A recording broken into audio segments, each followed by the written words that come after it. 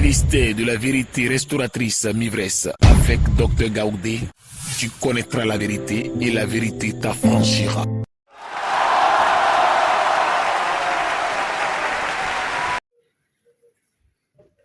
Soyez bénis dans le nom de Jésus de Nazareth. On baisse la tête et confions ce moment au Seigneur. Père, le moment de ta parole et de la connaissance est arrivé parce que tu t'appelles la vérité.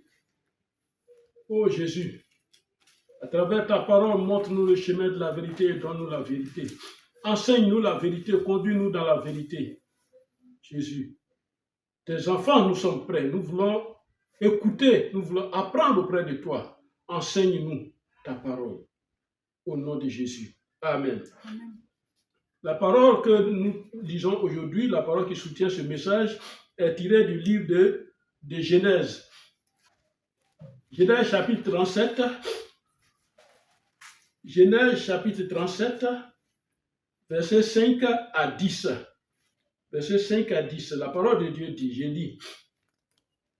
Joseph eut un songe et il le raconta à ses frères, qui le haït encore davantage.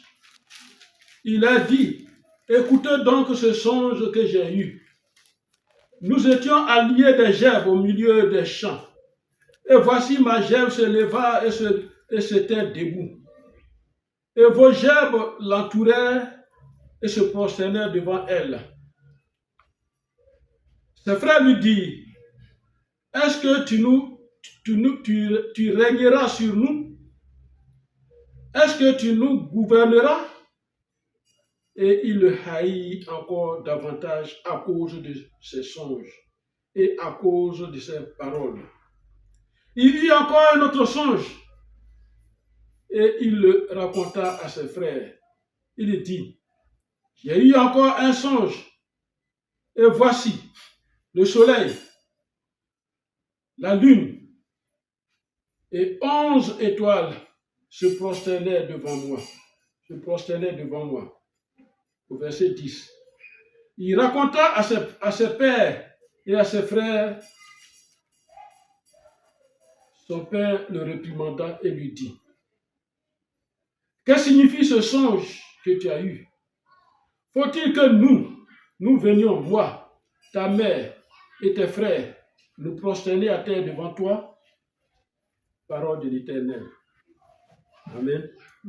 Donc la parole d'aujourd'hui que le Seigneur nous donne est tirée de Genèse 37, verset 5 au verset 10 que nous venons d'écouter, nous venons de suivre. Alors que nous dit ce texte-là? Joseph a eu un songe concernant sa gloire future. C'est-à-dire Dieu peut te révéler ce que toi tu vas devenir plus tard. Comme Dieu peut utiliser une autre personne pour te dire. Mais Dieu peut te montrer aussi les signes de ce que tu vas devenir plus tard. Alors Joseph a eu un songe concernant donc sa gloire future. Et il a raconté ce songe-là à ses frères, à sa mère et à son père. Alors que disait ce songe? C'est ce que nous avons lu dans le verset 7. Dans le verset 7, il est dit, nous étions alliés des gerbes au milieu des champs. On a fait des gerbes qu'on a liées et pour moi rester debout et vos gerbes se sont couchées devant ma gerbe. Verset 7. Au verset 8, ses frères lui ont posé deux questions. Est-ce que tu gouverneras sur nous? Première question. Deuxième question. Est-ce que tu régneras sur nous? Est-ce que tu nous gouverneras? Amen. Amen. Deux questions. Ils ont commencé à le haïr à cause de ses songes. Quelquefois, on peut se demander, mais pourquoi dans ma famille, dans mon village, on n'est même pas comme ça? Il y a quelque chose en toi que toi-même tu ne vois pas, mais qu'eux ils voient. Alors ils ont commencé à le haïr à cause de ses songes. Au verset 9, c'est le deuxième songe. On peut lire au verset 9. Il dit, Il eut encore un autre songe il eut encore un autre songe et il le raconta à ses à frères. ses frères. Il dit, Mhm. j'ai eu encore un songe J'ai eu encore un songe, et voici, et voici le soleil, le soleil, la lune la lune et 11 et étoiles 11 étoiles. se prosternèrent Mhm. devant moi. Voilà. Amen. Amen. Voici le songe encore qu'il a eu.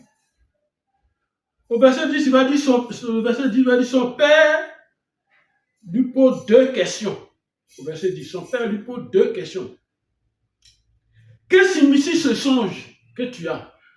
Il le raconta à son père et à ses frères. Son Mhm. père Mhm. le réprimanda Il le réprimanda. et lui dit, Mhm. que signifie ce songe Que signifie ce songe? que tu as eu? Mhm. Faut-il que nous venions, moi, ta Voilà. mère et tes frères, Mhm. nous prosterner en terre devant toi? Voilà. Amen. Amen. Donc son père va lui poser deux questions. Il dit, que signifie ce songe? Donc moi, ton père, ta mère et tes frères, allons nous prosterner devant toi? Voilà la deuxième question. C'est ça le thème de ce message d'aujourd'hui. Amen. Amen. Alors que dit donc ce message? Qu'est-ce que le Seigneur veut nous dire dans ce message? Alors, suis-moi très bien.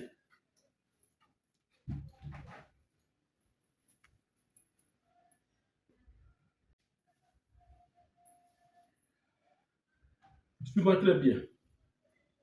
Le thème de ce message que tu écoutes, c'est le travail de l'esprit de retard. Le thème, c'est le travail de l'esprit de retard. Alors, suis-moi bien. Vous le savez avec moi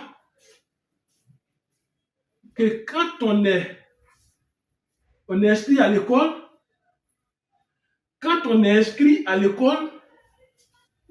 on commence par CP1. On passe de classe en classe jusqu'à l'université. Et pendant ce parcours scolaire, il y en a qui raccrochent, il y en a qui abandonnent. Et pendant ce chemin scolaire, il y en a qui sont exclus, donc qui sont renvoyés de l'école. Il y en a qui doublent des classes. Il y en a qui manquent de cours. Il y en a qui font des moyens, ne continuent plus. Il y en a qui décèdent à cause des décès des parents. Ils arrêtent les études parce qu'il n'y a plus de soutien. Il n'y a personne maintenant pour les soutenir. Et donc, ils arrêtent les études. Pas de soutien. Même la vie professionnelle, de l'embauche jusqu'à la retraite, il se passe de bonnes et de mauvaises choses. Avancement récalé.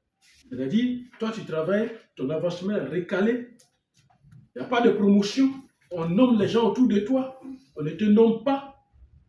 On avance les gens, on ne t'avance pas. On reclasse les gens, on ne te reclasse pas. Pourtant, ton père était convaincu de ta réussite dans les études. Ton père a pensé, il a vu, il dit, par les études, mon enfant va réussir. Et tu as eu tous les diplômes, mais tu travailles, il n'y a plus de nomination. Tu es toujours dans le même endroit, le même niveau. En obtenant un emploi, c'était pour percer dans la vie. Percer dans la vie professionnelle. Mais où es-tu? Tu es situé à quel niveau actuellement? Qu'es-tu devenu? Pourquoi t'es-tu arrêté en chemin? Pourquoi ça tourne en rond? Pourquoi on ne t'avance pas? Pourquoi on ne te nomme pas? Pourquoi on nomme autour de toi, on ne te nomme pas? Tu n'avances pas. Pourquoi? Suis-moi bien. Et c'est important de connaître ça aujourd'hui. C'est important de voir, de découvrir ce que le travail de l'esprit de retard dans nos vies. Et c'est normal d'être en retard, c'est normal, on peut être en retard, ça c'est dans la vie. Mais il y a des retards qu'on ne tolère pas, il y a des retards qu'on ne doit pas accepter, Il y a des retards qu'on ne doit pas regarder. On doit refuser. Alors, suis-moi très bien. Amen. Amen. Suis-moi à travers cette parole. Suis-moi.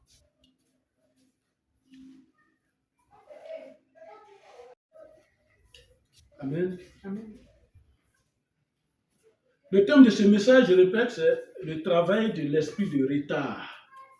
Qu'est-ce que l'esprit de retard fait dans nos vies? Qu'est-ce qu'il fait dans nos vies? Quel est son travail? Quelle est son œuvre dans nos vies? La parole de Dieu dit, ne savez-vous pas que ceux qui courent dans le stade courent tous, mais qu'un seul remporte le prix? Courez de manière à le remporter. Tout le monde court, c'est la parole de Dieu qui le dit, dans 1 Corinthiens 9, verset 24. Ceux qui font la course au stade, au terrain. Tout le monde court, mais il y a un seul qui est premier.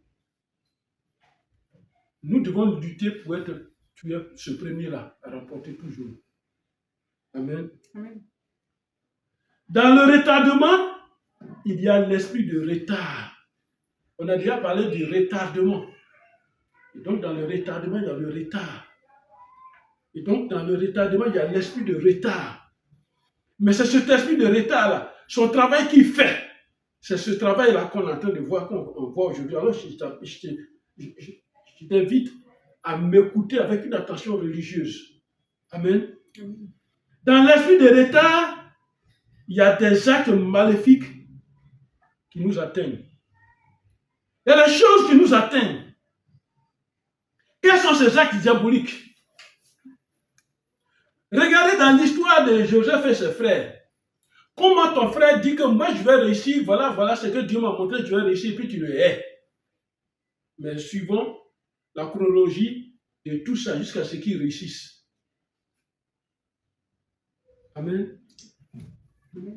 Alors, quels sont les actes ces actes diaboliques que cet esprit de retard met dans nos vies? Il travaille pour le retardement dans nos vies. Et ça, c'est une révélation de l'Éternel qui va te pousser à comprendre pourquoi les choses traînent, pourquoi les choses ne s'accomplissent pas dans ta vie. Parce que l'esprit de retard travaille pour le retardement dans ta vie. Aussi bien pour l'homme que pour la femme. Chacun de nous a son bonheur, sa bénédiction que Dieu a prévue pour lui en venant sur cette terre. Chacun de nous a ça déjà. Notre Seigneur Jésus a dit, il est venu dans ce monde pour que nous ayons la vie et la vie en abondance. Jean 10, verset 10. On connaît cette parole. Allons dans le livre de Genèse. Allons dans le livre de Genèse. Suivez-moi très bien. Et quand on est dans le livre de Genèse, allons dans le livre de Genèse au début. Genèse chapitre 12, verset 2 et 3. Que dit la parole de Dieu? Genèse chapitre 12, verset 2 et 3. Écoutons la parole de Dieu. Que dit la parole de Dieu dans le livre de Genèse, chapitre 12, verset 2, 3. J'y suis. 2, 3. Disons la parole de Dieu. Tu prends ta Bible, en suivant ce message, tu prends ta Bible. L'Éternel dit à Abraham. L'Éternel dit, verset 2, 3. L'Éternel dit à Abraham. Genèse 12, verset 2, 3. Genèse 12. Verset 2 à 3. À partir du verset 2. Je ferai de toi une grande nation. Voilà, je ferai de toi une grande nation. Écoute, il a dit à Abraham, mais sache que cette parole-là, Dieu ne t'a pas envoyé sur la terre et cette parole aussi n'est pas sur toi. Non, nous sommes tous ses descendants. Il dit, je ferai de toi quoi? Je ferai de toi une grande nation. Je ferai de toi une grande nation. Et je te bénirai. Et je te bénirai. Amen. Voilà. Donc ça va se manifester dans la vie de Joseph, à travers le père de Joseph. Il dit, je ferai de toi une grande nation. Joseph va devenir une grande personnalité. Je ferai de toi une grande nation, faire de toi une grande personnalité. Une personnalité de haut rang. Partout où tu vas travailler, même dans ton service, tu dois gravir les échelons parce que l'Éternel a dit, je ferai de toi une grande nation. Je rendrai ton nom grand. Je rendrai ton nom grand. Ton nom ne sera pas petit. Dans les entreprises, on commence d'abord ouvrier. Ouvrier, on passe à agent de maîtrise. Mais il y en a tout le temps, il reste ouvrier. Ouvrier toujours à l'exécution. Ouvrier toujours à la tâche. C'est toi qui es toujours ouvrier. Non, le moment est venu. L'Éternel dit au verset 3, qu'est-ce qu'il dit? Il dit quoi? Il dit, je ferai de toi. Je bénirai ce que. Il a dit quelque chose d'abord. Il dit, tu seras une source de bénédiction. Tu seras une source de bénédiction et je rendrai ton nom grand. Et puis, Amen. Il dit, je rendrai ton nom grand. Voilà, il va rendre ton nom grand. Tu seras une source de bénédiction. Il va rendre ton nom grand. Et je disais, on commence dans les entreprises, on commence à la classe ouvrière. Celui qui n'a pas un bon niveau, il commence à la classe ouvrière. Et tu vas arriver par ton travail, ou bien par ta formation, par ton travail, tu vas arriver à la classe maîtrise. Après maîtrise, tu vas devenir cadre. Après cadre, tu vas devenir haut cadre. Et là, maintenant, tu arrives au rang de PCA, directeur général et tout ça. Alors, pourquoi toi, tu n'arrives pas à franchir alors que l'Éternel a dit, je rendrai ton nom grand. Et tu seras une source de bénédiction. Quand un directeur général, un PCA passe, tout le monde veut le toucher parce qu'il a une source de bénédiction physique. Amen. Et c'est ce que l'Éternel veut que tu sois une source de bénédiction. Alors, on va continuer au verset 3. Je bénirai ceux qui te béniront. Je bénirai ceux qui te béniront. Là, les frères de Joseph sont en train de haïr Joseph. Mais l'Éternel dit, moi je vais bénir ceux qui vont te bénir. Et je maudirai ceux qui te maudiront. Et toutes les familles de la terre seront bénies en toi. Voilà, il dit en Abraham, toutes les familles de la terre seront bénies. Alors, si cette loi est arrivée jusqu'à moi, ça veut dire que moi, j'ai droit à la bénédiction d'Abraham. J'ai droit à la bénédiction de l'Éternel à travers Abraham. Amen. Et cette bénédiction est la confirmation de ce que Genèse 1, verset 28 a dit. Ça, c'est, il dit, et puis soyez féconds, multipliez tout ça, voilà. Dominez tout. Ça, c'est la confirmation de ce que Genèse 1, verset 28 a dit. Mon frère, ma soeur, toi qui m'écoutes, le retardement existe et ne veut pas que tu atteignes l'objectif fixé par Dieu. Même si c'est toi qui as fixé l'objectif, il ne veut pas que tu l'atteignes. Alors voici les actes que pose l'esprit de retard dans ta vie. Il pose cet esprit de retard dans ta vie professionnelle, dans ta vie scolaire, dans ta vie conjugale, dans ta vie sur la terre. Il pose ces esprits-là. Il pose ces esprits-là. Il met ces esprits-là pour te retarder. Alors suis-moi très bien et tu vas comprendre quels sont ces esprits. À partir d'aujourd'hui, tu vas prier contre ces esprits parce qu'un soldat, toi tu es un soldat de Jésus-Christ, un soldat qui va en guerre doit être équipé, il doit savoir utiliser son âme, il doit connaître son âme, il doit savoir à quel moment tirer pour être victorieux, pour être vainqueur. Écoute-moi très bien, parole de l'Éternel, écoute-moi.